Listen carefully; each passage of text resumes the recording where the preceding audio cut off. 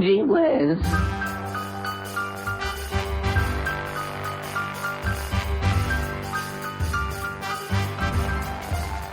Hello, friends. Welcome to this series of old-time radio show episodes called Gee Whiz. These are the stories of the schemes, trials, and loves of the typical American teenagers, Andy Hardy, Archie Andrews, and Henry Aldrich. Who am I? I'll let Andy Hardy tell you. John Henderson. Andy Hardy is on the way, but first an episode of The Aldrich Family from 1949. In it, they mention the Italian opera Rigoletto.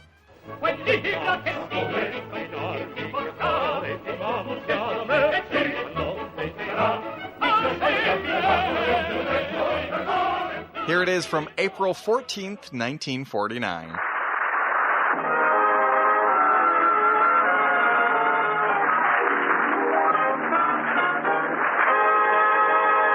And now the Jell-O family present... Henry Aldrich. Come in, Mother. Yes, it's the Aldrich family based on characters originated by Clifford Goldsmith and starring Ezra Stone as Henry with Jackie Kelk as Homer. And yes, it's the Jell-O family. Oh, the big red letters stand for the Jell-O family. Oh, the big red letters stand for the Jell-O family. That's Jell-O, yum, yum, yum. Jell-O puddings, yum, yum, yum. Jell-O tapioca puddings, yes, sirree. And now for the Aldrich family.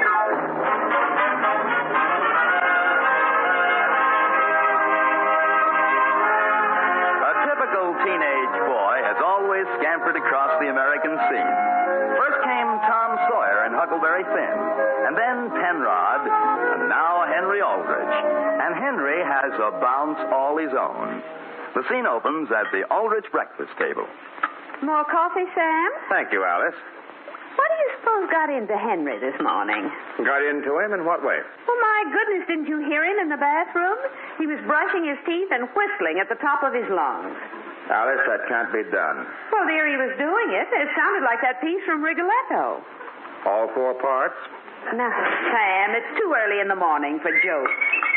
Good morning, Mother. Good morning, Good morning, Father. John. Dear, how do you feel? Boy, wonderful. Pass the cereal, please. You're going to eat cereal voluntarily? Oh, sure, Mother. If there's one thing I feel like this morning, it's grape nuts.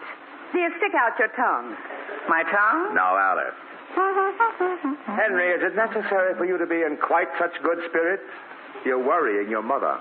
Well, I was going to save it for a surprise, but what's the best news in the world I could give both of you? You've discovered oil and I can retire. Father. Henry, you passed your history exam. Passed it, Mother. I got the highest mark in the class. Sam, did you hear that? I think I did, but I'd like to hear it again. The highest, Henry? Sure. Well, that's fine, son. The highest mark. Imagine my son. But that's not the good news. I'm going to be the regular shortstop on the baseball team. What? That's nice. Congratulations, Henry. Thanks, Mother. Oh, only try to be careful when the other boys tackle you. Mother! Well, Henry, shortstop, eh? Yes, sir. First string, eh? Sure thing. Well. When did Coach Nelson tell you, Henry? Tell me what? That you were the first string shortstop. Why, he didn't exactly tell me in so many words, Father. No? Not in so many words. Well, what did he tell you? Well, Father, I didn't have to be told. It's obvious. Sam, let him finish his breakfast. He'll be late for school. In a moment, Alice.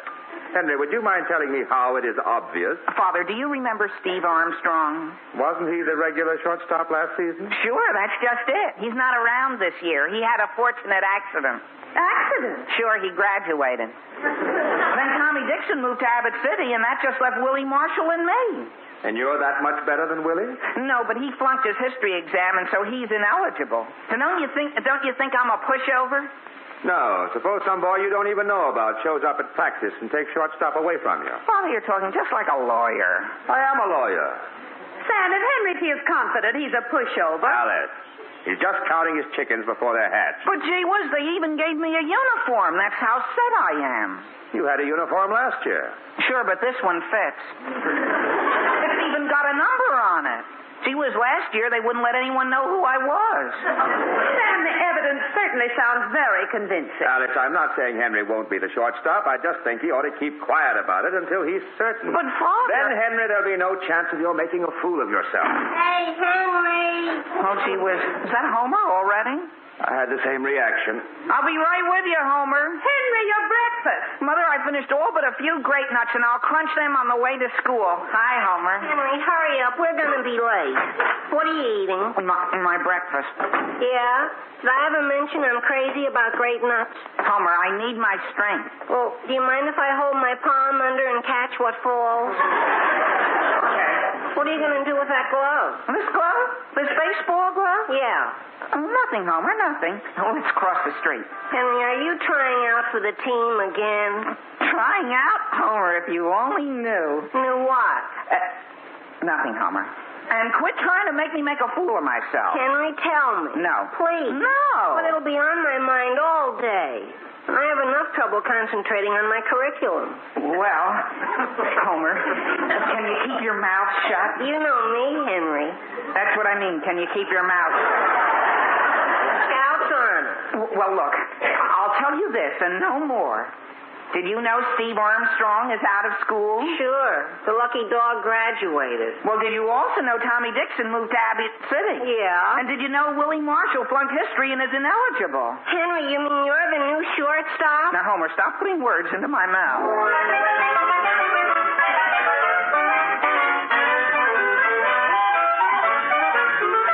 Hey, hit a few this way, Butch. Yeah, let's have one out here. Come on, kid.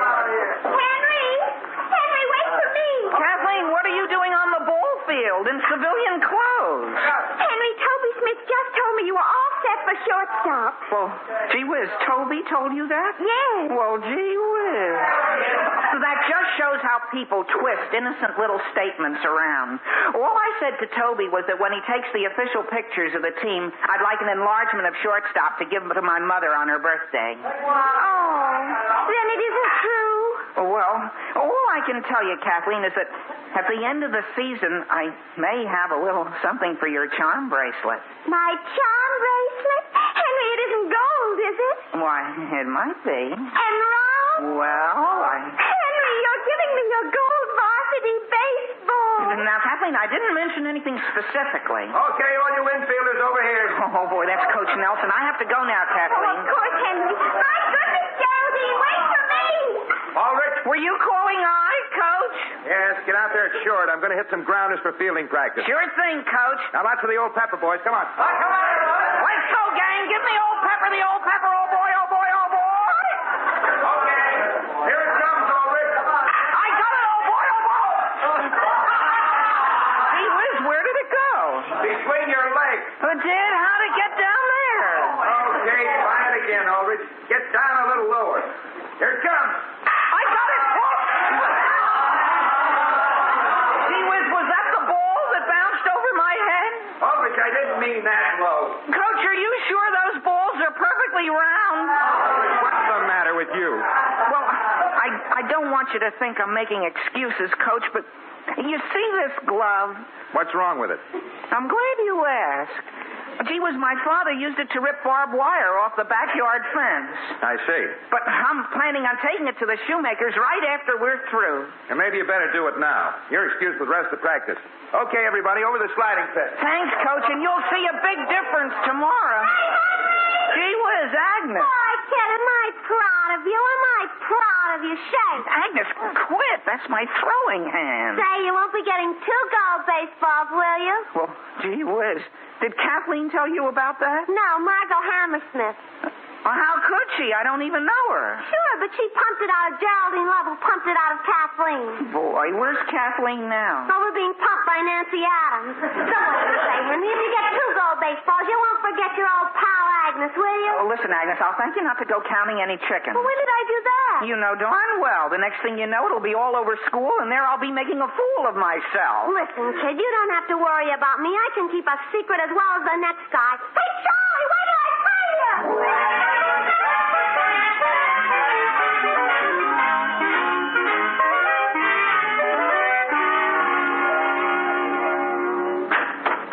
Good morning, Mr. Bradley. Oh, Yes, come in, Mr. Nelson. You wanted to see me? Yes, I did, Mr. Bradley. If it's about new equipment for your baseball team, Mr. Nelson, I must warn you that the entire school is on a very strict budget this year. Budget? But, Mr. Bradley... Frankly, the number of broken bats we had last year when balanced against the results achieved was quite out of proportion. Well, I'm aware of that, Mr. Bradley, and that isn't the reason I'm here. It's about Willie Marshall. Willie? Yes. We've been practicing for nearly a week now, and, well, couldn't you ask Miss Eggleston to let him take a makeup exam?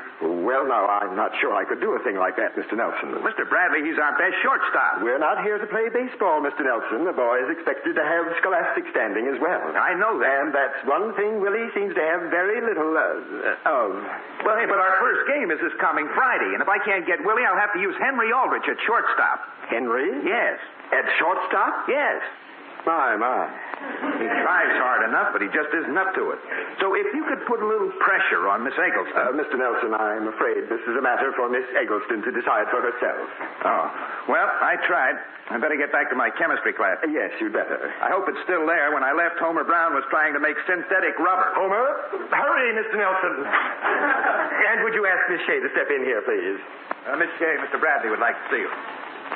Yes, Mr. Bradley. Would you send a note to Miss Eggleston? Say I'd like to see her when she's free. Yes, Mr. Bradley. Tell her it's about that series of slides on the War of 1812 she's been asking for. But, Mr. Bradley, I thought you decided we couldn't afford those. I know, Miss Shea, but it certainly won't hurt to discuss the matter.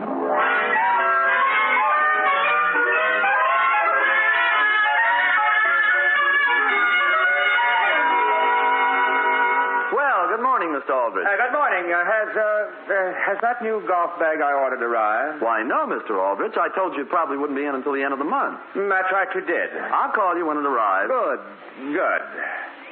Say, as long as I'm here, what have you in the way of baseball gloves? Baseball gloves? I'm not in the market for one yet, you understand, but it can't hurt to price what you have. The glove you have in mind isn't in stock right now. The one made especially for shortstop. Shortstop? Yes, isn't that the position Henry plays on the team? Yes. How did you... Well, you see, we're not at all sure yet. No? Well, I heard from a number of people that he's all set. You have? Yes, as a matter of fact, I was discussing it just yesterday with Walter Trumbull, and he lives at Mrs. Tompkins, you know. Well, what does that to do with... Mrs. Tompkins' brother is janitor down at the school, so it's right from the horse's mouth, you might say. Well, is that so? Yes.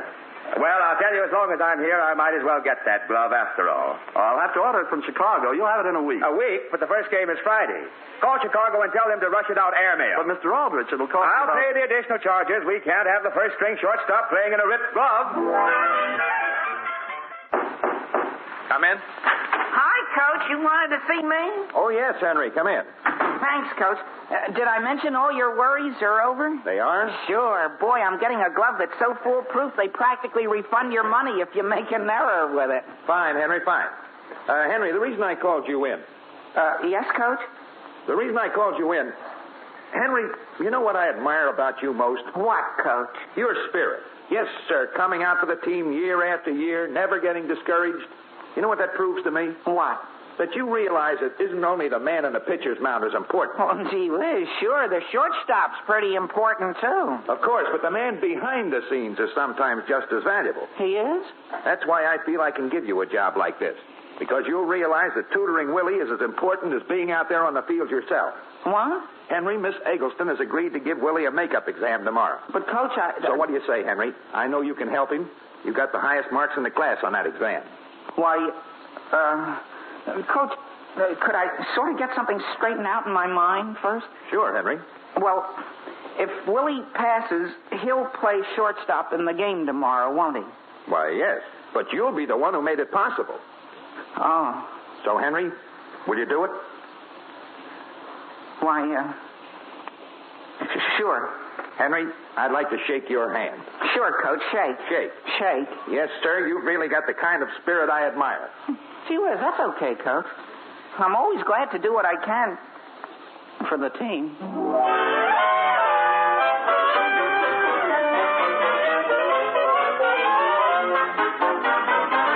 Oh, the big red letters stand for the Jello family. Oh, the big red letters stand for the Jello family. That's Jello. Yum, yum, yum. Jello puddings, yum, yum, yum. Jello tapioca pudding, yes, sirree. Yes, there are desserts for everybody's family in the Jell-O family of yum-yum desserts. Like those swell Jell-O tapioca puddings. A miracle of goodness, a marvel of speed. And Jell-O tapioca puddings are ready prepared. All you do is add milk and cook for about 5 minutes. There's Jell-O vanilla tapioca, luscious, light, and mellow. Jell-O chocolate tapioca, rich and candy good. Jell-O orange coconut tapioca, tangy orange blended with tropical coconut. And you know that name Jell-O is a trademark. It's the property of General Foods, and it tells you you're getting a genuine Jell-O product. And remember, more people buy Jell-O puddings than any other prepared puddings in the world.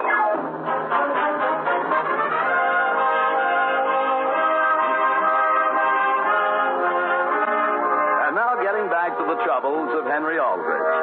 Henry has been so confident he was going to make shortstop on the baseball team that he spread the rumor all over school.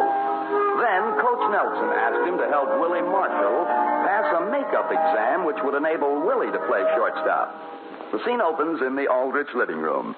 It is after dinner.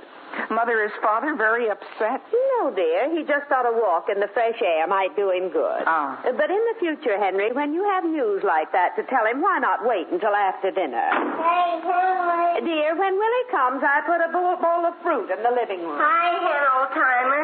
Here, I brought something to cheer you up. What is it? Bubble gum. I made it in chemistry.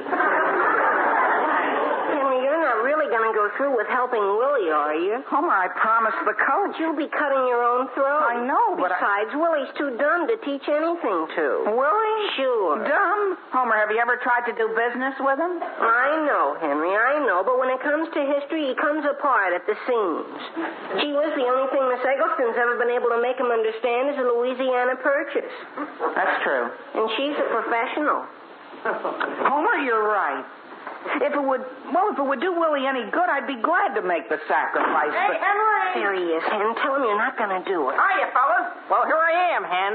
Look, Willie. Boy, I sure appreciate what you're doing for me, Henry. Willie, I've been thinking the whole thing over, and I've decided, well, it isn't that you're hopeless, you understand. Henry, please answer the phone. When I'm just about to break the news to Willie. Hopeless about what, Henry? Dear, please answer it. I'm busy. Henry? Wait here, Willie. What am I hopeless about, Homer? You'll find out, Willie. Hello? Hi, Hen. This is Toby Smith. Hi. Do you have a picture of yourself for the school paper? Of me?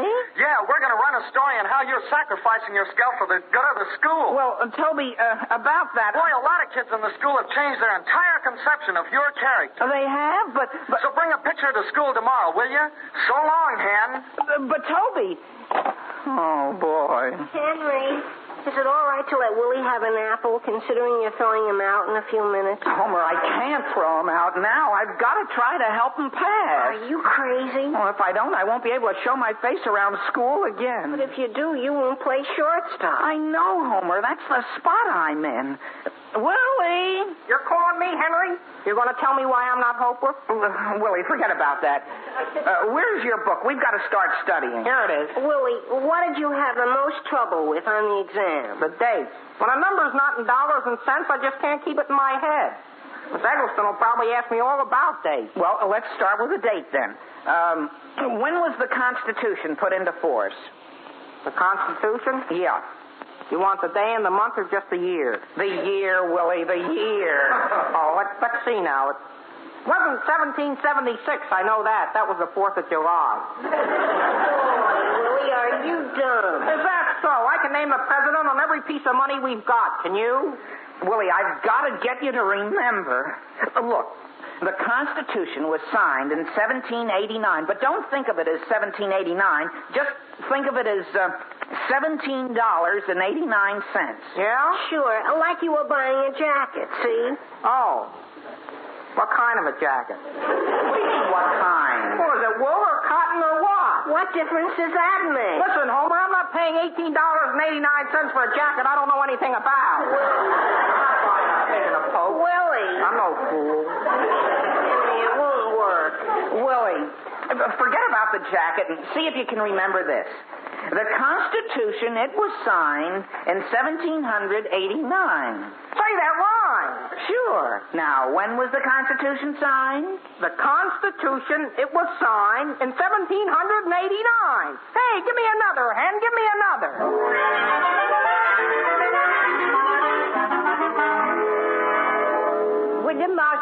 come in now. Oh, thank you, Miss Eggleston. And I don't want to rush you, but did I mention the game starts in half an hour? I'm aware of that, William. Now, let's get right to the exam, shall we? Yes, Miss Eggleston. And I want to say I certainly enjoyed those slides you showed the class today. You did? Sure. Boy, I saw the whole War of 1812 in a different light. That's fine. Now let's start. We'll take the exam orally. Sort of word of mouth. Yes.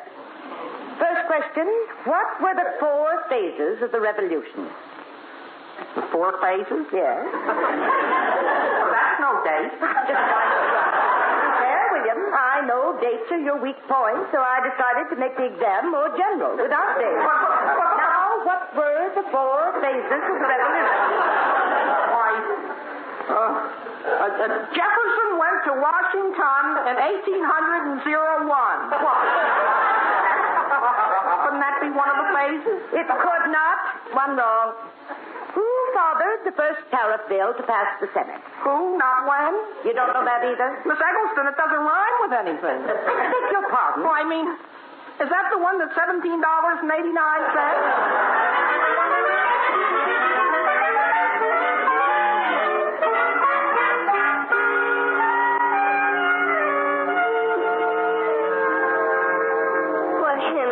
If you're a substitute, you can see the games for nothing. Gee whiz, what's so special about that? I mean, boy, have you ever sat on that bench, Homer? No. The sun's beating down on you all the time. You get sunburned. It's 100 times more comfortable in the grandstand. Yeah? Besides, you're right out in public view where everybody can Can what?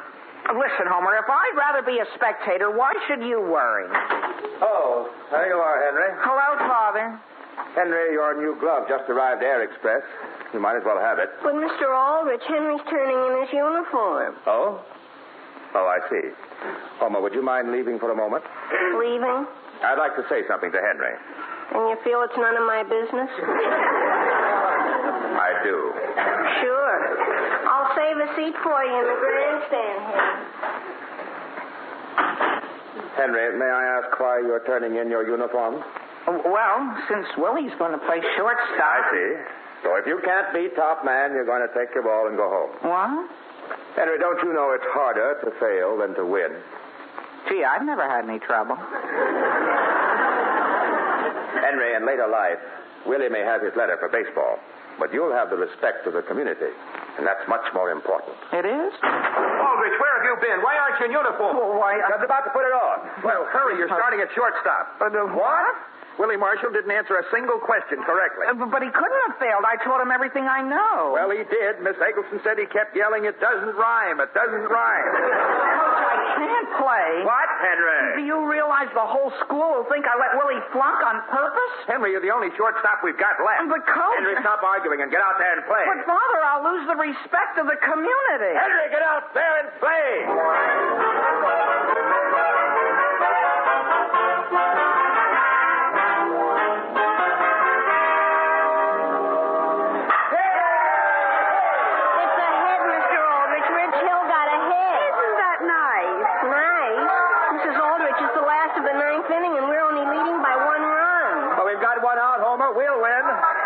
It was very nice of the coach to let Henry play right out there in the middle of the whole field. Alice, that's where the shortstop usually plays. Oh, well, I think he's doing beautifully so far. Sure. There hasn't been a ball hit to him all game. I still don't understand why all the young people boo every time he comes up to bat. Alice, it's a little hard to explain. Just walked another Ridge Hill man. Now there are 2 on. Oh, but we're still ahead. But their heavy sluggers coming up, and if those 2 runners score, we'll lose. Strike him out, George. Strike him out. He couldn't hit the side of a barn door. Oh, boy. It's going right at Henry. Henry, get out of the way! Grab it! Oh, boy. What happened? What happened? Down in front. Down in front. Down in front.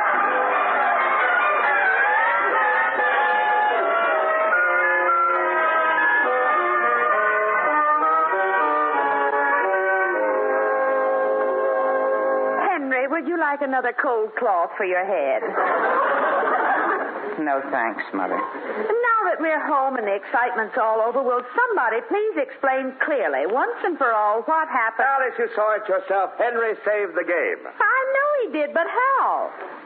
All I remember, Mother, is that the ball started to come right at me, see? And when I bent down to field it, the lights went out. Dear, the ball hit you in the head. I know that. It's what happened afterwards I'm confused about. Alice, it's simple. From Henry's head, the ball bounced straight over to the second baseman, and he threw it to first for a double play.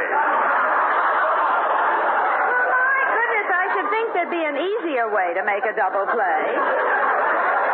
There is, Alice. Mother, when can I get out of bed? In a few days, dear. But Dr. Bennington doesn't think you should try to play any more this season. Anyway, not until the buzzing goes away. Oh, but the buzzing doesn't bother me, Mother. No? No. It sort of has a little tune to it. Rigoletto? Henry, are you in your room? Yes, dear, he is, but try to be quiet. Well, I've got good news for him. Henry, Willie told all the kids how Miss Eggleston double-crossed him, and they asked me to give you their official apology. No kidding. They forgive me? Sure. They're even sending you flowers. No kidding. Willie's over at the undertaking parlor right now making... Well, what do you know?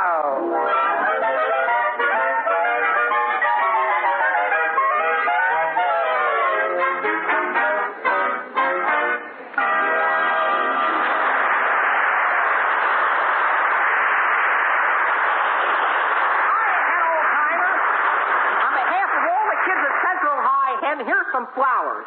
And we vote you the swellest guy of the year. Well, gee whiz, Willie. Gee, thanks. And, Henry, I'd like to make a deal with you.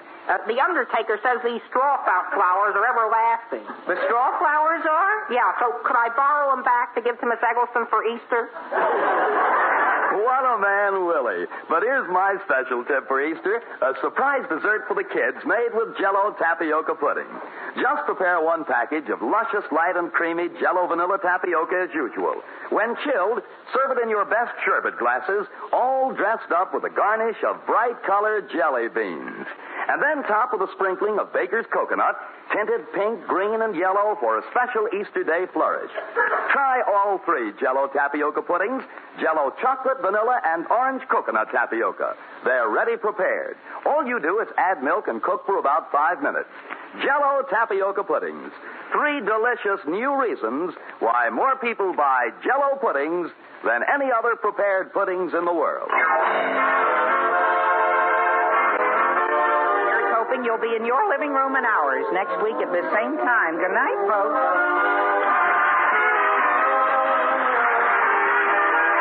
The Aldrich Family, starring Ezra Stone as Henry with Jackie Kelk as Homer, is written by Norman Tokar and Ed Jurist with music by Jack Miller. Mr. and Mrs. Aldrich are House Jameson and Catherine Ross. And this is Dan Seymour in New York saying, the Aldrich Family is brought to you by the Jell-O family. The big red letters stand for the Jell-O family. Oh, the big red letters stand for the Jell-O family. That's Jell-O, Yum, yum, yum. Jell-O puddings, yum, yum, yum. Jell-O tapioca puddings, yes, sirree.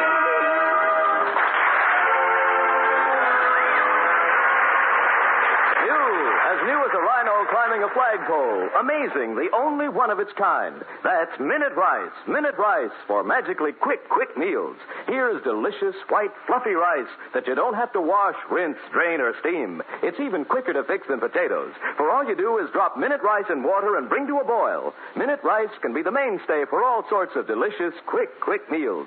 Try it. Remember the word minute. Minute Rice in the red, white, and blue box.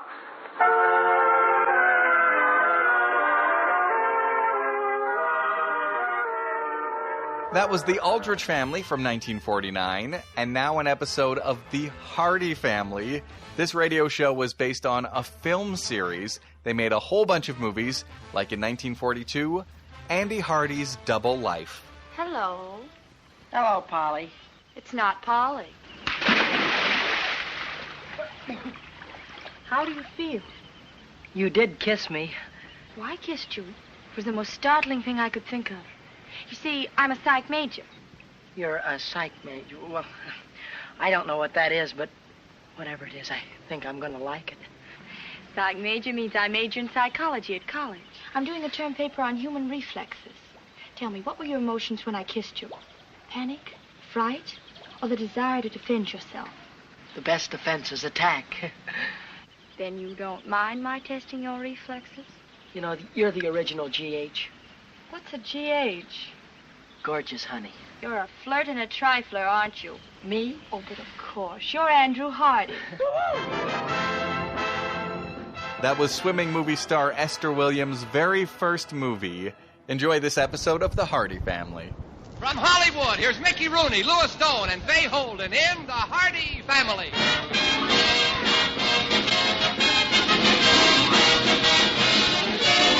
We're proud to present The Hardy Family, based on the famous Metro-Goldwyn-Mayer motion picture series, which brought delight to millions and reflected the common joys and tribulations of the average American family. And now here are the same great stars and the parts they created on the screen. Louis Stone, Mickey Rooney, and Fay Holden, The Hardy Family.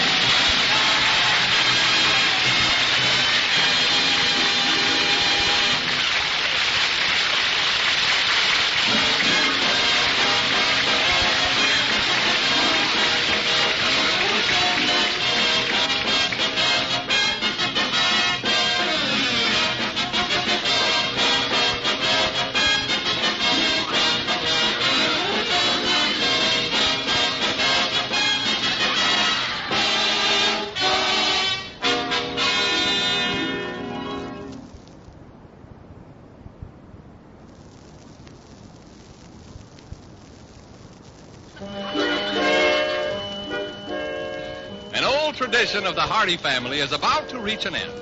Great-Grandma Bess stitched the finest quilts in town. Grandma Maggie tatted the best lace doilies in the county. And Mrs. Hardy holds all prizes for knitting the most beautiful African robes. But so far, the only thing Andy Hardy seems destined to sew is wild oats. Emily, may I interrupt you long enough to ask a question? What? Yes, certainly, James, certainly. Well, I've been sitting at this table here for 15 minutes. Oh, goodness, that's a hard question, dear. I don't think I know the answer. Well, the question is, why am I sitting here? That's obvious, dear. You're having your breakfast. Oh, am I? Mm-hmm. Look at my plate. What, dear? Oh, the plate. Yes, it's a lovely plate, isn't it? Yes, but there's nothing on it. James, really, you shouldn't gobble your food so fast. I've been gobbling. I've just been sitting here waiting and drooling. Thank you, dear. The hot cakes were good, weren't they? Emily, if you can tear yourself away from your knitting for just a moment, you'll realize that you haven't served me any breakfast yet. Oh, goodness, I'm sorry, dear. I'll get you some hot cakes right away. The same thing happens every year at this time. I wish you wouldn't take your study club's charity bazaar quite so seriously. James, I made up my mind I'm going to win first prize for my knitting this year. It's not worth the torture you go through, my dear. Oh, I love every minute of it. All right, then it's not worth the torture I go through. Our household routine completely disrupted, meals at all hours, knitting needles in my bed. Oh, James, you're exaggerating. There, you'll feel better after you've had your hot cakes. Oh, thank you. I put butter and syrup on them already. See, I gave you even better service at these times. Emily. Yes, dear. Well, either this knife is very dull or I'm trying to carve a potholder. Dear. May I trade this in for some hot cakes, please? I'm afraid I didn't make any, dear. We're having bacon and eggs this morning. That's fine. Anything just so it's food. We're out of bacon. Well, I'll settle for eggs. I forgot to get some. Oh, Emily, don't tell me that... Oh, now, shh, dear. This is such a difficult stitch. Knit one, purl two. Well, Emily, may I suggest that... James, don't you think this African robe I'm knitting is the best I've ever done? Oh, I give up. Yes, it's beautiful, Emily. It's beautiful. Now, may I ask... Oh, yes, dear, they're on top of the dresser. What? The hot cakes?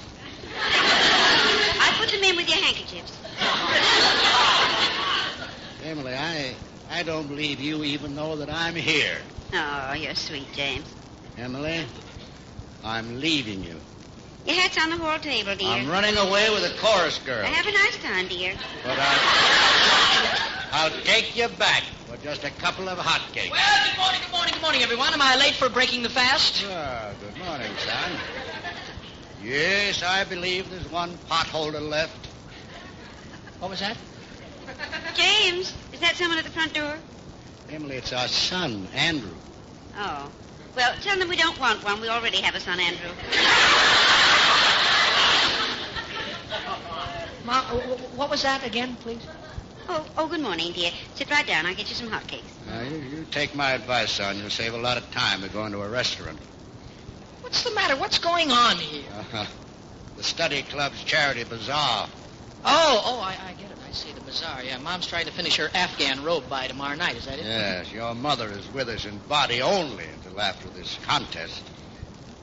No breakfast? I wouldn't advise it. Andrew, I'll give you a lesson in real concentration right now. You just watch me. All right. Emily. Yes, James? I hope you lose the contest tomorrow. Oh, that's awfully nice of you, dear. You see, Annie? See what I mean? It's amazing. Can I try? Go ahead. Go right ahead. Mom, that thing you're knitting looks terrible. Thank you, dear. I didn't think you'd noticed it. This is sort of weird. Nothing on her mind but knitting. Well, now you know what people mean when they say tend to your knitting. It's kind of pitiful to see someone get the knitting habit, though, huh? Pitiful. It's like a drug. Poor Mom. She doesn't hear a word we say. Yeah. Put it down. I sort of hate to suggest this, but, well, you know how she is when we try to go out and play a game of golf. Yes, I know. Always finds 1,001 things that need doing around the house. Yeah, well, we'll never get another chance like this. Oh, no. I think that's taking an unfair advantage. Oh, come on. She'll never know the difference. You don't think so? Yeah. Well, maybe you're right. I'll get my clubs. Good. Oh, James. Yes, my dear. You won't have time for golf. I want you to help me with this yarn now.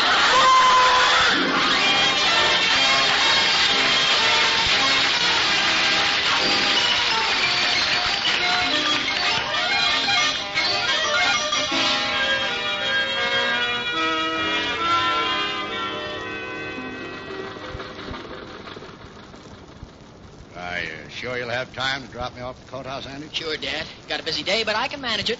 Don't forget that shopping list your mother gave you. Shopping list? That was a list of the things she wanted me to do for the bazaar tomorrow night. Well, that bazaar's the annual high spot in your mother's life. See, I got to get chairs over to the town hall today, haul lumber for the booths, pick up 50 rolls of crepe paper, hang lanterns, get 50 rolls of tickets. Whoa, see hold on. What? How in the world can you do all that in one day? That? That's nothing, Dad. I got to go out and sell at least 20 gallons of super spray to hold my job at the office, too. I don't see how you manage so much activity. Yeah, just happen to be supercharged, that's all, Dad. Full of energy, good red blood. Activity is what keeps me 10 jumps ahead of the other guys. Wait, hold it. Yeah? Just a minute. Look over there, Andrew. What's the matter? Well, that's one of those portable X-ray trucks parked by the curb. Oh, yeah, I heard it was coming to Carville. 3 chest X-rays. That's a great thing. Something everyone should get. That's right. That's a wonderful idea. We ought to stop a minute and take advantage of it. See a doctor? Let him look inside of me? No, Andrew. Dad, I take care of the outside of me. Let the inside take care of itself.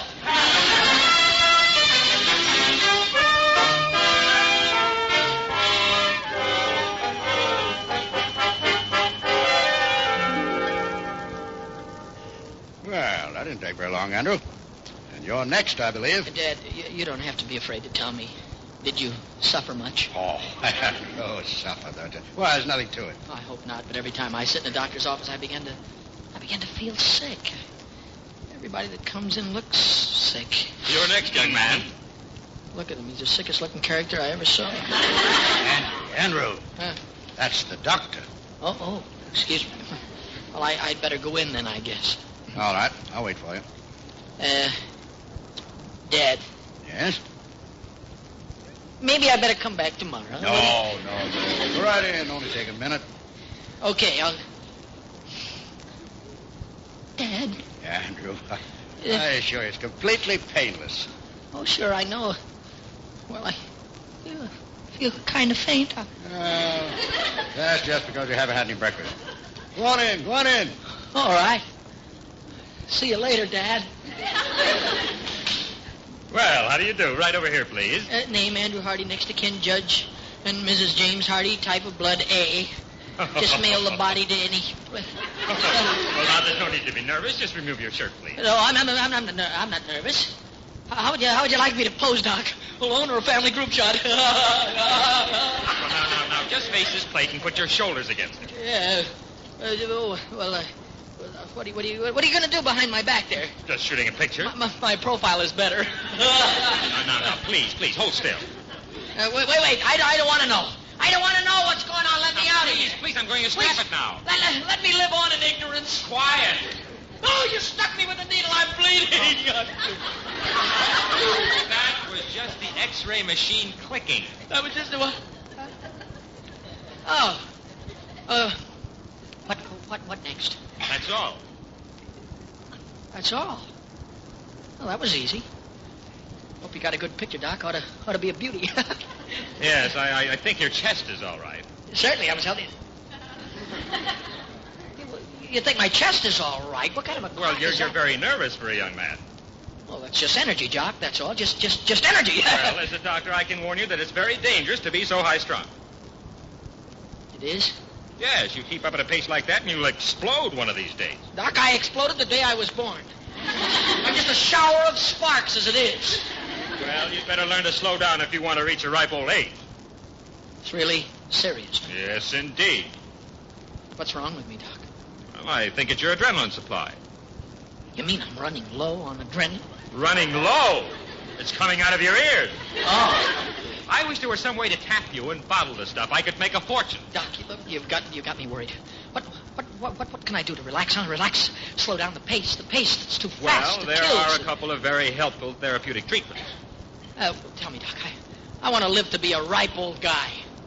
Well, you need to concentrate and keep your mind from running away with it. Well, what can I do? What? Try basket weaving.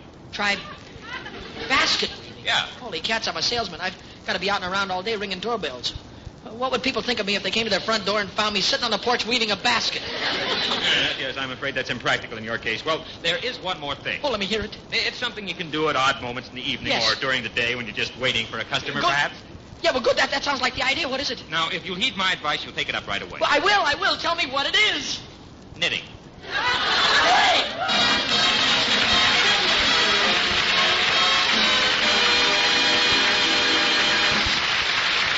In a moment, the Hardy family will return. But first, a word from your announcer.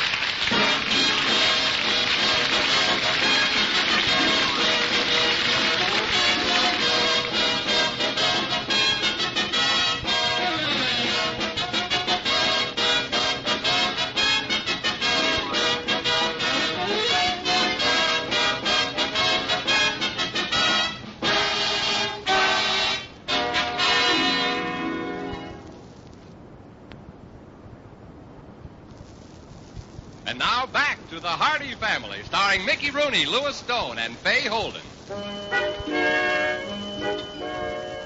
There are two positive ways to avoid a frayed and shattered nervous system. Number one, stay away from Andy Hardy. And number two, stay away from Andy Hardy. Come there. Andrew, anyone seen the evening paper? Oh, James, please. I've got to finish this afghan by tomorrow morning. 1, Pearl 2.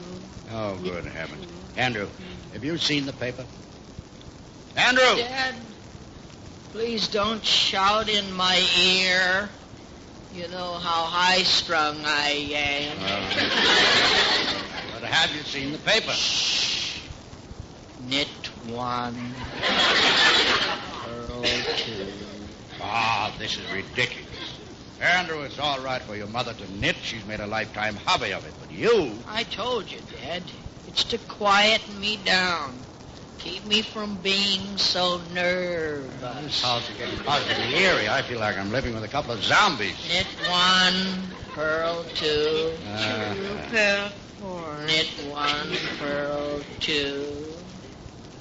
Knit 2. Knit 2, Pearl. Knit 23 and Pearl 95. Oh, well, I just wanted to get into the conversation. Oh, dear, I'll have to rip out a whole row. I think I'll just leave the mistake in my knitting. It looks better than the other part. Andrew, this is a silly thing for a healthy young man to be doing in a beautiful evening. Dad, look, do you want me to explode someday? Do you enjoy seeing me with frayed and jangled nerves? Oh, your nerves. Say, every time I walk down the street, little kids come running out. What's that? I jangle so loud they think I'm the ice cream wagon. Well, have you got any extra yarn there? What? My nerves are about snapped, too. I may as well knit a few antimacassars or something. Dad, look, please don't joke about this thing. What is that thing you're knitting? Looks like an awning. It happens to be a pair of very good Argyle socks. Oh. Are they wearing them hip length this year? You just don't understand knitting, Dad. I knit them long, put them on, and cut them off to fit. Oh, son, I wish you'd forget all about this knitting business. Wouldn't you rather go over and see Polly Bennett tonight? No. I just look at her and get nervous all over. Now look, you made me drop a stitch. Well, wouldn't you much rather be out riding by the lake with Polly? Knit one, purl two, knit one, purl two. Strolling in the moonlight? Knit one, purl two, knit one, purl two, knit one, purl two. Stealing a kiss? No, knit 6, 5, 12, knit purl two. Oh, for God's sake, Dad. Andrew, where are you going? Over to Polly Benedict's. What? If it turns out as good as your description, I may come home with a complete nervous breakdown.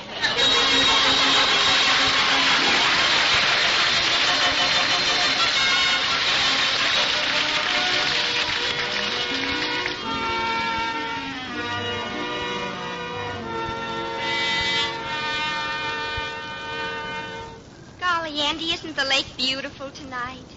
Oh, yeah, I guess so, Pa. You haven't driven me out here for a long time. I know. Polly, look, I'm very, very nervous. I'm a nervous lad. Would you mind talking about business or something? I'm nervous, Polly. Business? Andy Hardy. Okay, let's talk about the charity bazaar tomorrow night, dear. Well, you didn't used to act this way when we parked out here. I know, but you used to want me to snuggle up close to you look, and Polly, please, like this, and you put your arm around me. Polly, you don't know what you're doing to my like nervous that. system, Polly. And then with my face close to yours, like this. Do you remember what happened? You made my ears start twitching. What? Andy, what's wrong with you tonight? You're looking at a man who's just a bundle of nerves. Oh, that's silly. One little kiss and you'll be as calm and quiet as a lamb. No, don't. I can feel my nerves tying into knots when you do that. Well, if you're afraid of one little kiss, what's going to happen to you at the bazaar tomorrow? The bazaar? Yes. Did you forget you're in charge of the kissing booth? Oh, my gosh. Well, if you sell as many kisses as you did last year, you're going to be a nervous wreck. I'll have to cut down on it. No more free ones.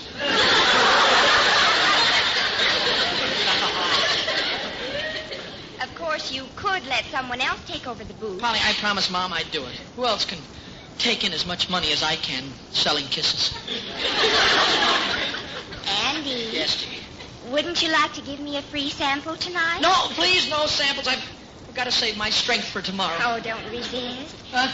Come here. Oh, why do I have to be irresistible? Now look at me again. Huh? There. Yes, dear. Doesn't that do something to you? I gotta relax. I gotta concentrate. Andy, darling. What, dear? Isn't there something you'd like to do right now? Yes. Well? Knit one, purl two.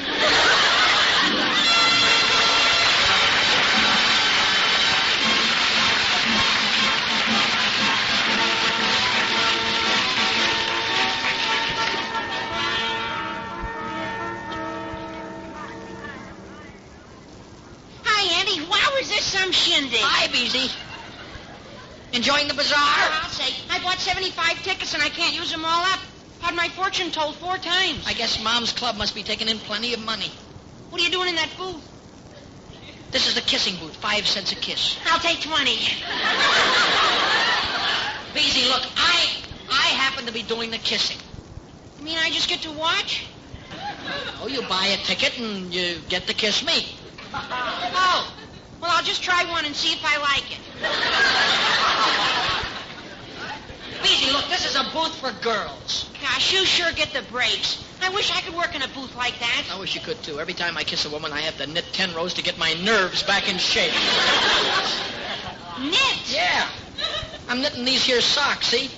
Yeah, it helps me relax. Auntie. Huh? Here I am again. Oh, no, Gloria. Look, honey, give some of the other customers a chance, will you, dear? Well, go up, Andy. I've got 15 tickets this time. I'll be glad to take care of you for free, Gloria. I'm all puckered.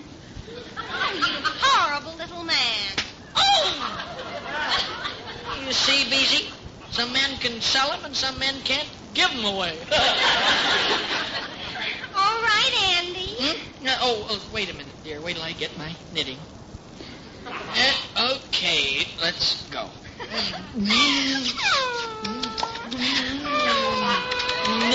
one, purl two. Knit two, purl.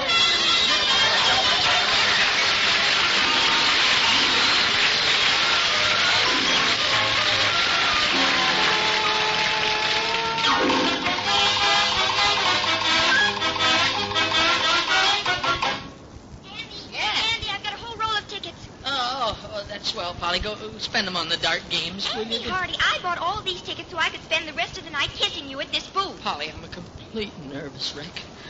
I've knitted so much I see Argyle's spots before my eyes. Well, I'm tired of seeing you kiss every girl in town.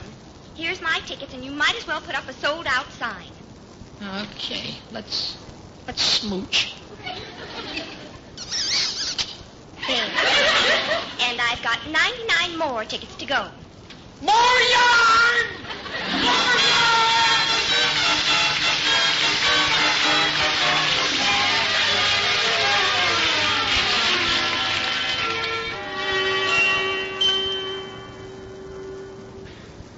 Andy. Oh, Andy. Hi, Mom. How's the bazaar going? Oh, just fine, dear, but I wanted to see you. Oh, Mom, please. I'm all smooched out. Oh, I don't want to kiss you. You don't? Oh, no, that isn't what I mean. No. I'm just so nervous. They're going to judge the knitting in an hour. Well, honey, look, now, don't you worry. That Afghan robe you made is a beaut, really. It's a first prize winner if I ever saw it. Oh, I do hope so, Andy. You remembered to bring it over, didn't you? Oh, sure.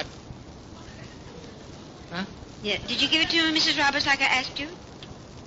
Mrs. Mrs. Roberts, yes. I gave it to her, Mom. It's all taken care of, dear. Oh, good. It's taken care of. I'd better get back to my booth. Yes, dear. Goodbye. Dear, I wish the contest were over. Thank you.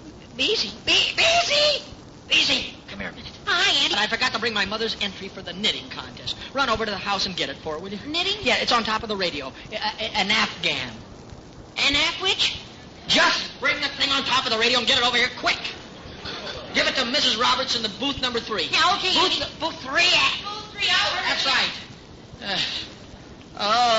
That was close. Oh, Andrew. Oh, hello, Dad. Quite an affair, isn't it? Yeah, sure. It's a sellout. My nerves are completely frayed. Your nerves. Haven't you forgotten about your nerves yet? Dad, you don't know how much good knitting has done me, though. I've been able to keep from going crazy today just by knitting. That's an enormous sock you've knitted there. You do it all today? Oh, I just knitted this at the beginning of the big... Dad, this isn't the sock I was knitting. It's Mom's Afghan. This is terrible. Beezy will pick up my Argyle sock and enter it instead. Mama's counting on her Afghan being in the contest. Well, you've got it right there in your hand. All you have to do is take it over and enter it. Dad, I can't. Why not? Who ever heard of an Afghan robe with a heel and a toe in it?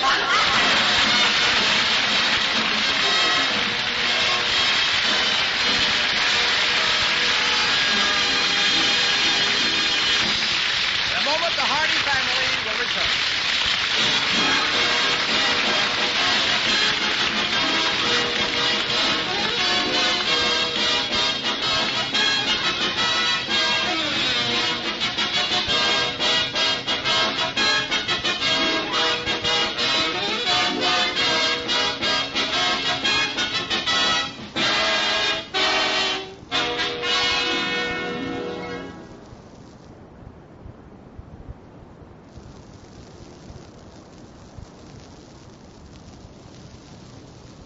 And now here again is the Hardy family.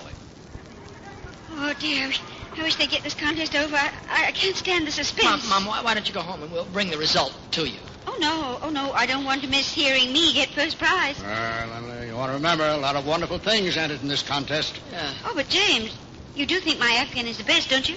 Well, I certainly do, Emily. I certainly do. That's the Afghanest Afghan I ever saw. Hope nothing happens to it.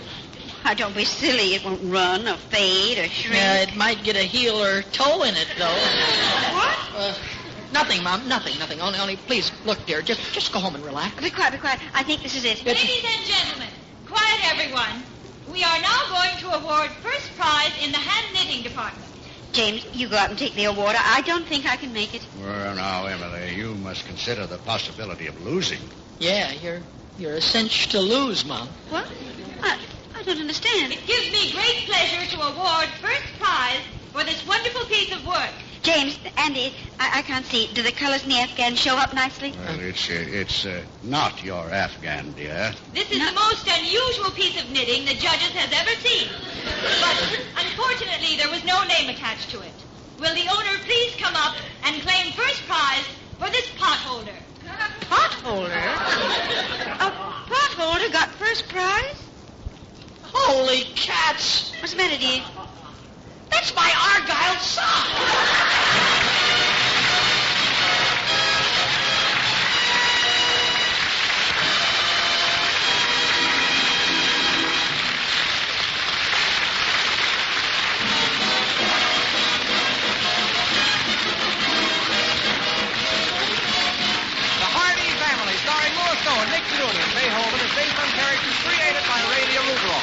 This program was written by Jameson Brewer. Direction is by Joe Bigelow. Original music was composed and conducted by Jerry Fielding. Supporting cast included Eleanor Tannen, Dick Crenna, Frank Gerstle, Patty Chapman, and Lee Brooks. Jack McCoy speaking.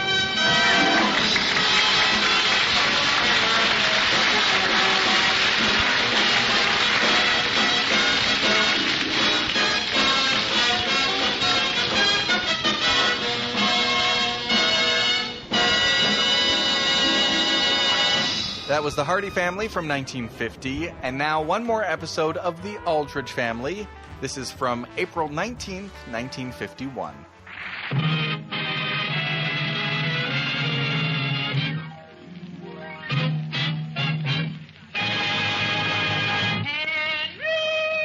Henry Aldrich! Coming, Mother.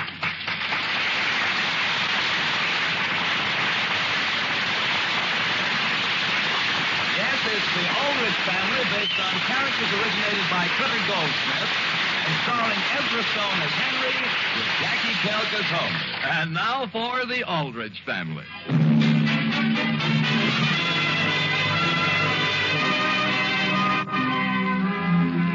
They say that when you grow out of the teenage group, it's like being expelled from paradise. You can't ever go back. But you can recall that time in your life in the misadventures of Henry Aldrich. It's early evening, and the scene opens in the Aldrich living room. Boy, Homer, that's rich, isn't it? Sure is, Henry. Go on, read some more. Henry, your father is trying to read his paper. Oh, I'm sorry, Father. That's all right. I'm sure my paper isn't as amusing as whatever it is you and Homer are reading. We're reading Willie's column in the school paper. Yeah, the Centerville High Lowdown. Would you care to hear a couple of items, Father? No, thank you. I'll just struggle along with my own paper, dull as it is. Yes, sir. And please try to be a little more quiet, boys, won't you? Oh, yes, Mrs. Aldrich. We'll read to ourselves, Mother. Good. What is it, Homer? Listen to this, Hen. What boy was seen with what girl on what day having soda at what drugstore? How do you like that? That's the third time this week Willie's mentioned me. Look, Homer, Willie mentions you, too. He does? Let me see.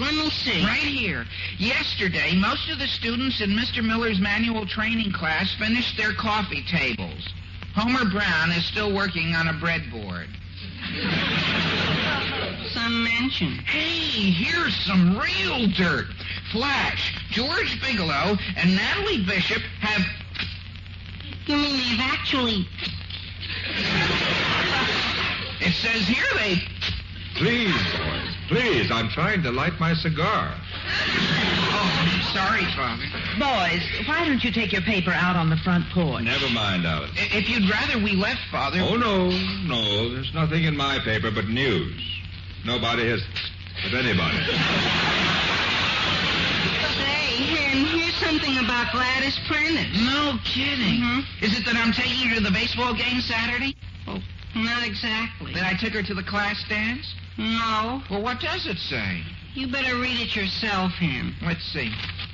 A very cozy twosome these days is Gladys Prentice and George Bigelow. They can be seen almost any time at DeHaven's drugstore. Homer, this is nothing more or less than yellow journalism. Well, it's just a gossip column. That's no excuse for printing lies. Come on, Homer. Where are you going, Hen? Where are you going? You'll find out. It looks like George Bigelow is spoiling Henry's dinner. Oh, speaking of the Bigelows, Sam, they're coming over for bridge. When? Not this evening, I hope. Yes, dear. Alice, I just wanted to relax and take it easy tonight. Sam, I had to ask them. We've been to their house for bridge the last 3 or 4 times. Well, I wouldn't mind so much, but the way Frank plays bridge is so annoying. He overbids, plays the wrong cards, forgets the rules. But he always wins. That's what's so annoying. Alice, isn't there some way we could get out of it gracefully? Dear, I don't know how. Now, Frank's a good friend and client, and I don't want to offend him, but I'm sure you can think of something.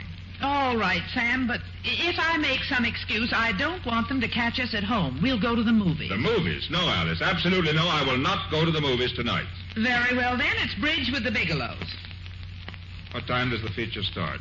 I'll go find out. And when you call the Bigelows, make it plausible. Don't worry, dear. I'll think of something. Call again, Henry. The line can still be busy. Oh, are you on the phone, Henry? I won't be long, Mother. Hello? Hello, operator. Please give me Elm 2320.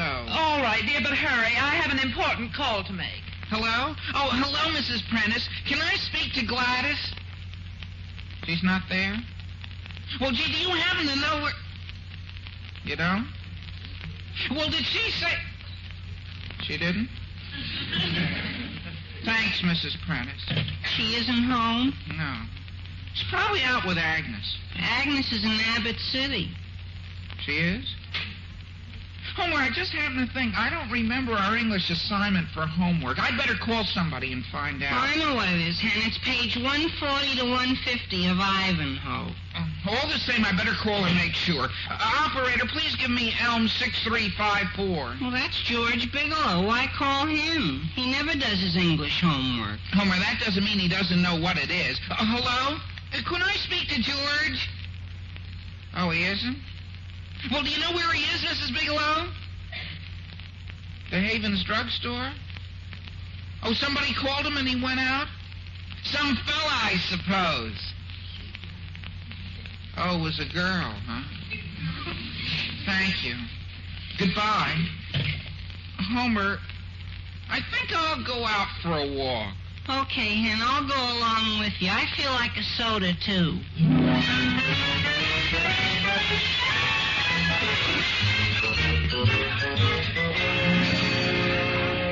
What are you looking for, Henry? Do you see anything? Homer, I'm not looking for anything, and besides, there's nobody here. Nobody here? The drugstore is full of people. It was just a figure of speech. Oh. And look, there's Windbag Willie Marshall. Do you know what I've got a good mind to do? What? Come on.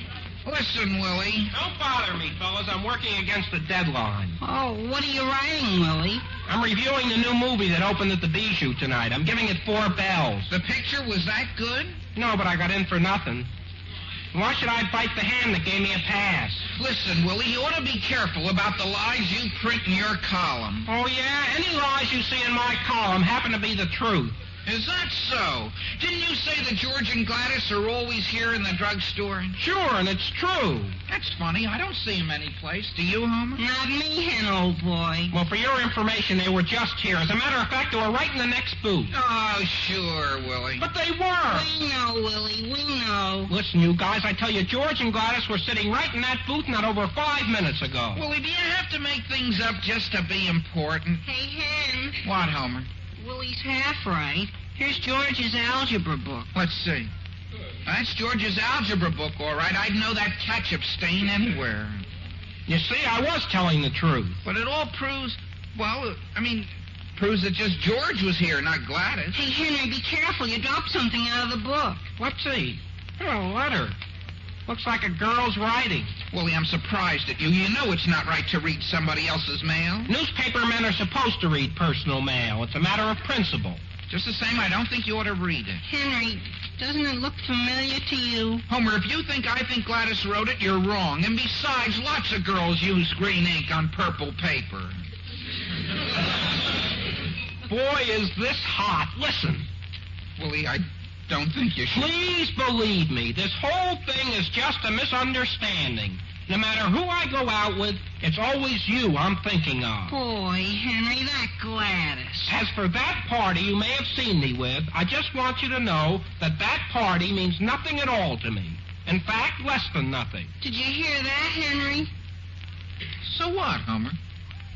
Gladys is old enough to make up her own mind about who she wants to go out with? What an item this'll make for my column. Willie, I won't let you print that letter. Give it to me. I won't. Now, quit shoving, Henry. Let's have that letter, Willie. Grab his other hand, Hen. Let go. I'm keeping it. Here, you guys.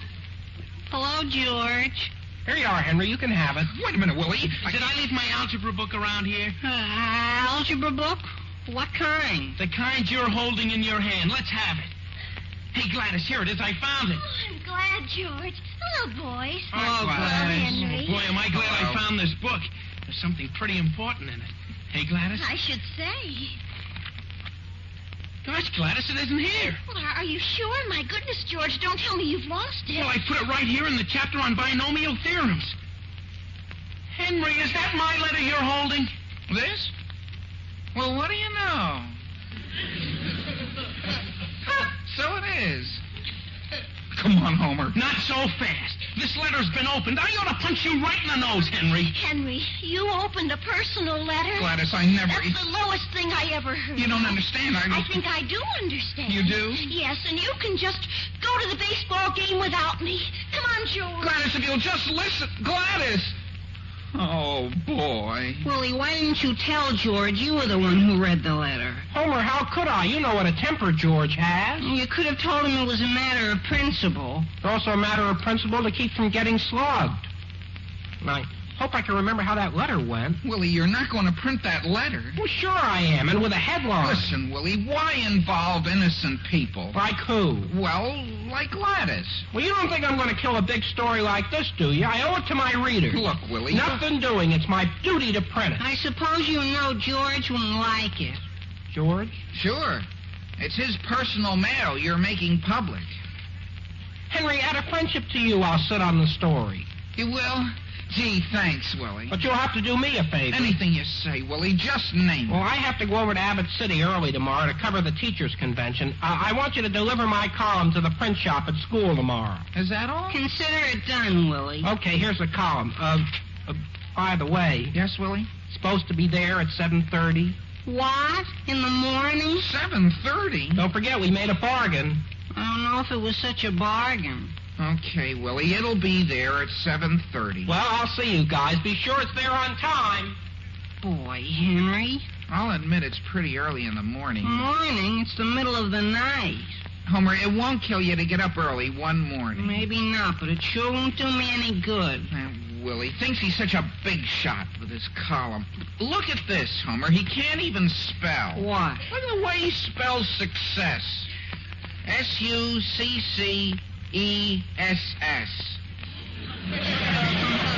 And he calls himself a journalist. Go on, change it, him. Cross out a C. Homer, success is supposed to have 2 C's.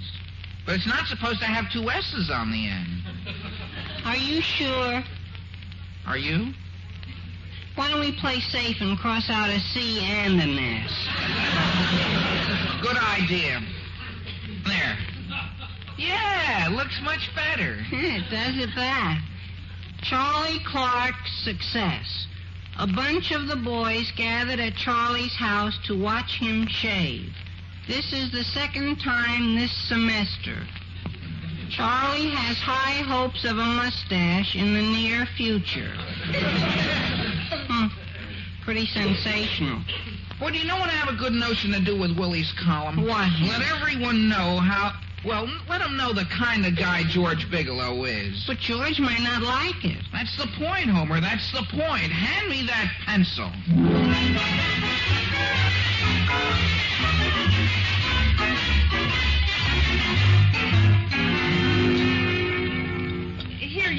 Sam. Oh, thank you, Alice. Sam, you know my rule about reading the morning Times at the table. This is yesterday's Centerville High lowdown. I was just reading Willie Marshall's column in the school paper. Oh, by the way, Sam, Frank Bigelow called you. He wants you to call him right back. All right, Alice, in just a minute. Listen to this, will you? Names in the news. President Truman and General MacArthur. What else did he say? That's all. Get this, Alice. What Centerville High student with the initials GB who recently with Natalie Bishop is now being seen in the company of what unsuspecting girl? Does she know she's taking a chance of being tossed aside like an old shoe tree? Oh, no. Oh, Alice, this is priceless. The popular Centerville citizen Will Brown and father of popular Homer Brown has been raising the question with his popular wife, Mrs. Brown, over the matter of too much starch in his collar. Oh, no. I'd give $1 million to see Will Brown's face when he reads this. Oh, Alice, I'm in here. You are? Yeah, listen. Mr. Aldrich, popular Centerville lawyer and father of the popular Henry Aldrich, attended a movie yesterday evening with his wife, the popular Mrs. Aldrich. What's so funny about that? Oh, now, where's your sense of humor, Alice? Well, I'm glad it strikes you as funny, Sam. I just hope the Bigelows enjoy it when they read it. The Bigelows? Yes, Sam, the Bigelows. Good heavens, I forgot about them. And I told them you had to work. You didn't. Maybe you can convince Frank that it's a habit of yours, taking work to the movies. Things have come to a pretty pass when a person can't go to a movie without the whole town knowing about it. Oh, my goodness, Sam. What is it, Alice? Do you think that's what Frank Bigelow's been calling you about? But Frank would never read the school paper. I don't think. Don't forget George probably brought the paper home. What am I going to say to Frank? I don't know, dear. How did Willie find out we were at the movies? Who? Henry! Sam, don't blame Henry. Willie was at the movies, too. Were you calling I, Father? I was just about to leave for school, if that's what's on your mind. It was nothing, Henry, and answer that on your way out. Sam, it's possible that Frank won't see the paper. Hello? Hello, Henry? Oh, hello, Gladys. Is Willie there? Willie? Yes. No. Oh. What do you want him for? Did you see his column in yesterday's paper? Why, I'd just like to give him a piece of my mind. I've been working my fingers to the bone trying to help George make up with Natalie Bishop. You have? Sure. She was angry because she heard that George was running around with other girls. Oh. I even helped him write a perfectly wonderful letter that couldn't help but bring them together again. And now Willie has gone and spoiled the whole thing. Gosh, Gladys. Poor George. Poor George? Well, I'll have to hang up now, Henry. What's your hurry, Gladys? I've got to go find George. At a time like this, he needs someone. Henry. Listen, Gladys. Goodbye, Henry. Hey, Henry. Hi, Homer. About those things we put in Willie's column. I know. I just ran into George Bigelow, and I thought you better know. So? George says that he personally, single-handed, will make hamburger out of whoever wrote that thing in the column. Oh, boy. And he's out looking for Willie Marshall right now.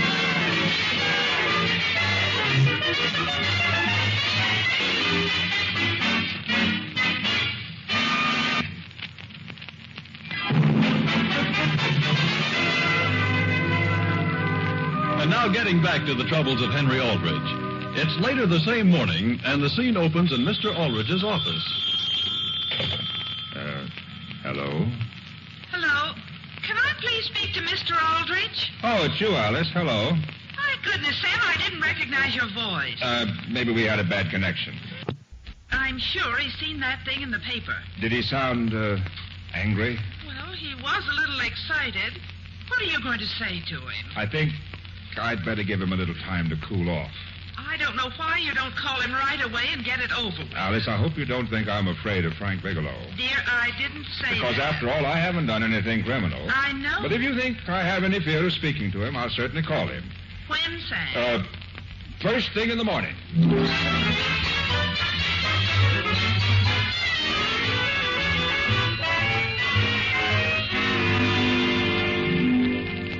Are you sure he didn't get past you, Homer? Henry, I've been watching the entrance for 40 minutes. He can't be in school unless he came early.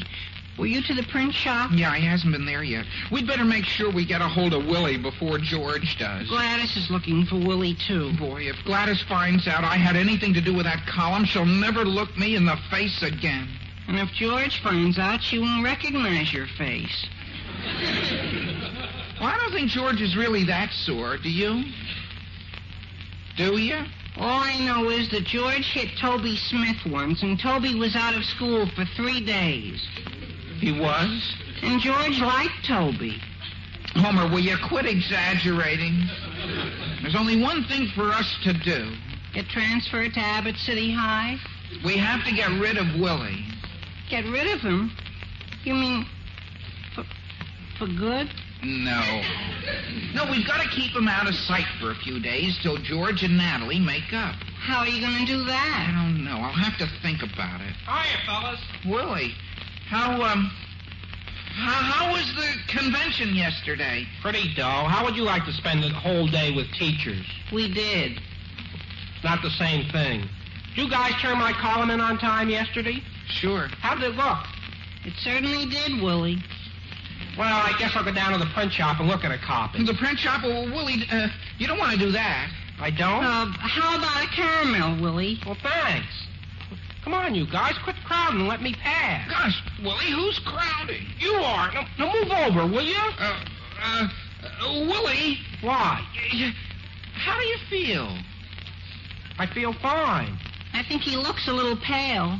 I do? Oh, it's probably nothing. Well, I don't know, Hen. There are all kinds of things floating around that a person could catch. You guys think it's a little warm? No, as a matter of fact, it's a little chilly. Gee, maybe I got a fever. You are a little flushed. You just said I was pale. Fastest change I ever saw. I don't feel so good. Maybe I'd better see the nurse. That's a swell idea, Willie. And we'd better hurry while you're still able to walk. Boy, I feel terrible. Hen? Yes, Willie? Can I lean on you?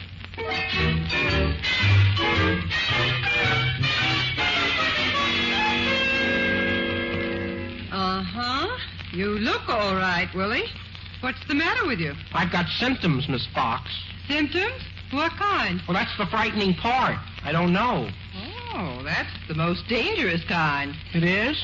Oh, boy. Henry, Homer, are you also victims of this rare malady? Oh, no, Miss Fox. No, we just helped Willie to your office. I see. Stick out your tongue, Willie. Stick it out? Yeah. Oh, dear me. Uh-huh. Have you had any colds lately? Uh-huh. How about headaches? Do you ever have them? Uh-huh. Very well, Willie. You may put your tongue back now. Thanks, Miss Fox. What do you think I have? Willie, I think you have a very severe case of ancient history. What? Patients with symptoms like yours usually have that malady. I beg your pardon? We also get quite a few algebra cases and some Spanish cases. But what class have you got? I got study. Well, maybe I'd better send you home.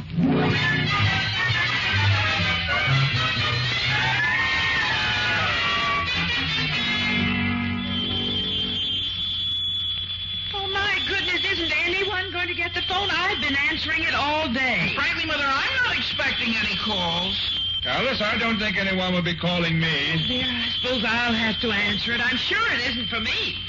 Henry, I really think one of us should have taken the phone. Yes, sir, I guess I should. Who? Bigelow? Oh, just a moment. George. Frank. You see, I told you it wasn't for me. Mother. Alice. It's for you, Sam, Frank Bigelow.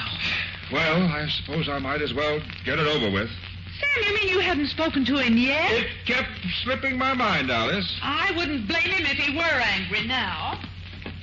Hello, Frank. Hello, Sam. Good heavens, I've been trying to get hold of you for ages. I know, Frank. I'm awfully sorry. Look, Frank, why don't we get together for bridge tonight? What? And maybe make a weekly game of it. It's always a pleasure to play with you. Well, thanks, Sam. I'd like that. You would? Sure. And listen, Sam, the reason I've been calling you, I had a rush deal to develop a completely new corporate setup. Oh? It was a big job, and since I couldn't get hold of you, I had to call in Ed Harrison. Oh. Sorry, Sam, but it couldn't wait. Oh, that's all right, Frank. We'll see you about 7 for bridge. 7? Sure, let's get an early start so we can have a nice, long evening. Oh, sure, Frank. Oh, by the way, is Henry there? Henry? Your son. Oh, of course. Will you put him on the phone? George wants to talk to him. All right, Frank. Henry, telephone. Telephone, Father? For I? Yes, George Bigelow. George?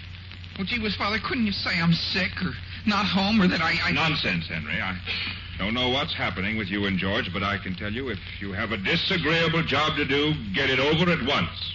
That's my motto. From now on. Yes, sir. Here's the phone. Hello, George. Listen, Henry Aldrich, I found out about the whole thing, and let me tell you what's going to happen to you, wise guy. Oh, yeah? Yeah, I'm going to come over and punch you right in the nose. All right, George, all right. Come on over and punch me in the nose. And I'll punch you right back. You what? I'm pretty mad myself after what you did to me and Gladys. How about me and Natalie? You and Natalie? Let me tell you a thing or two about Natalie. Never mind Natalie. Let me tell you a thing or two about Gladys. Yeah? Yeah.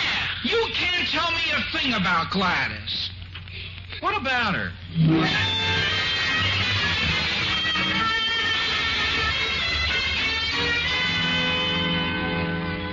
I'm leaving, Mother. Well, where are you going? To the baseball game, remember? Oh, who are you going with, Gladys? No, Mother, no. Gladys is going with Homer. Oh? Natalie? Natalie's going with Willie. And who are you going with? Well, Excuse me, Mother. Hi there! I'll be right with you, George!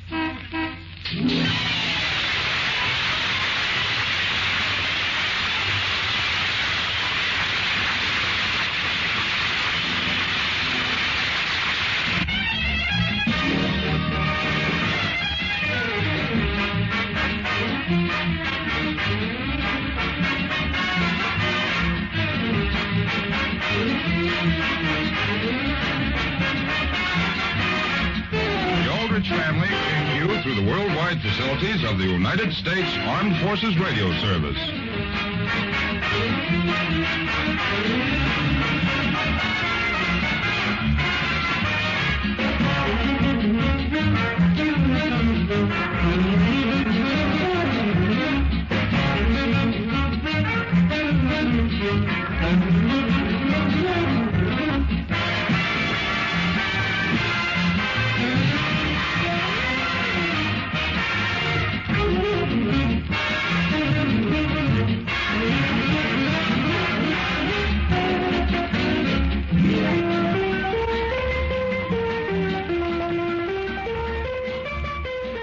I hope you've enjoyed these great old episodes of teenage life.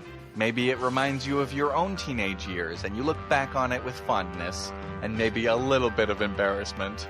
I'm John Henderson. If you want to find out more about me, check out thisdaybenny.com.